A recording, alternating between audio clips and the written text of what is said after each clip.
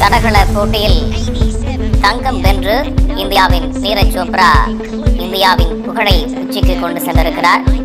Olympic போட்டியில், Tokyo Olympic போட்டியில் India தங்கப்பதக்கம் வெல்ல வேண்டும் என்கிற பலரது கனவை நனவாக்கி ஒட்டுமொத்த இந்தியாவின் பெருமையை தன்னுடைய புகழ் மாலையாக சூட்டி முதல் பரிசை தட்டிச் சென்று ஈட்டி எறிதலில் நீரஜ் சோப்ரா தங்கப் பதக்கத்தை வென்று அசத்தியிருக்கிறார்.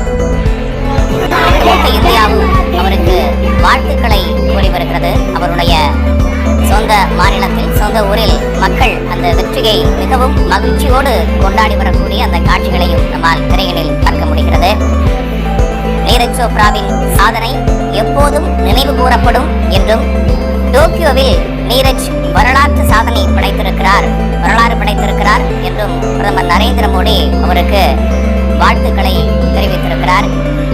அதே போல குடியரசுத் தலைவரும் அவருக்கு வாழ்த்துக்களை தெரிவித்திருக்கிறார். பல்வேறு மாநில முதலமைச்சர்களும் தங்களுடைய வாழ்த்துக்களை நீரஜ் சோப்ராவிற்கு தெரிவித்திருக்கக்கூடிய நிலையில், தமிழ்நாடு முதலமைச்சர் மு.க.ஸ்டாலின் அவர்களும் தடகள போட்டியில் தங்கம் வென்று இந்தியாவிற்கு பெருமை சேர்த்திருக்கக்கூடிய விளையாட்டு வீரர் நீரஜ் சோப்ராவிற்கு தன்னுடைய வாழ்த்துக்களை உரித்தாக்கிக் கொள்வதாக தமிழ்நாடு முதலமைச்சர் மு.க.ஸ்டாலின் அவர்களும் தெரிவித்திருக்கிறார்.